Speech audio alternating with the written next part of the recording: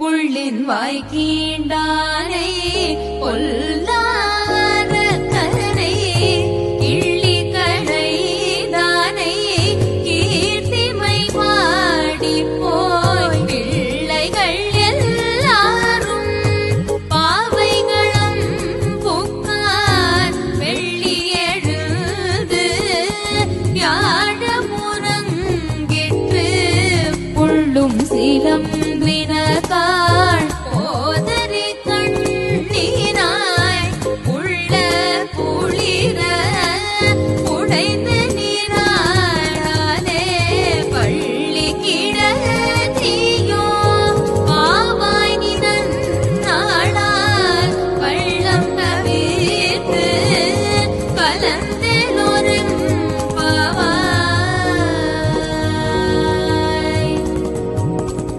ஆண்டாள் அருளிய திருப்பாவை பாடல் 13 விளக்கம். கள்ளம் தவிர்ந்து என்கிறாள் ஆண்டாள். தூக்கம் ஒரு திருட்டுத்தனம். பொருளை திருடினால் மட்டும் திருட்டல்ல, நேரத்தை வீணடிப்பதும் ஒரு வகையில் திருட்டுதான். அதிலும் பகவானை நினைக்காத ஒவ்வொரு நிமிடமும் நமக்கு நாமே செய்யும் திருட்டுதான். வயதான பிறகு திருப்பாவை படிக்கலாமே என நினைக்க கூடாது. அப்போது வாய் உளர ஆரம்பிக்கும். சில நேரங்களில் பாட முடியாமலே போய்விடும். இந்த பாடல் வெளியாகும் பத்திரிகையை பிடிக்க முடியாமல் கைகள் நடுங்கும். அப்போது பகவானை நினைத்து என்ன பயன்? இளமையிலேயே பகவானை திருநாமங்களை சொல்லி அவனது திருக்கதையை படித்தால் செல்வங்கள் நம்மை தேடி வராதோ? எல்லா பெண்களுக்கும் ஒன்று சேரும் இடமாகிய பாவை களத்திற்கு சென்று விட்டார்கள். வானத்தில் வியாழ நட்சத்திரம் மறைந்து வெள்ளியும் தோன்றிவிட்டது. பறவைகளும் சிலம்புகின்றன.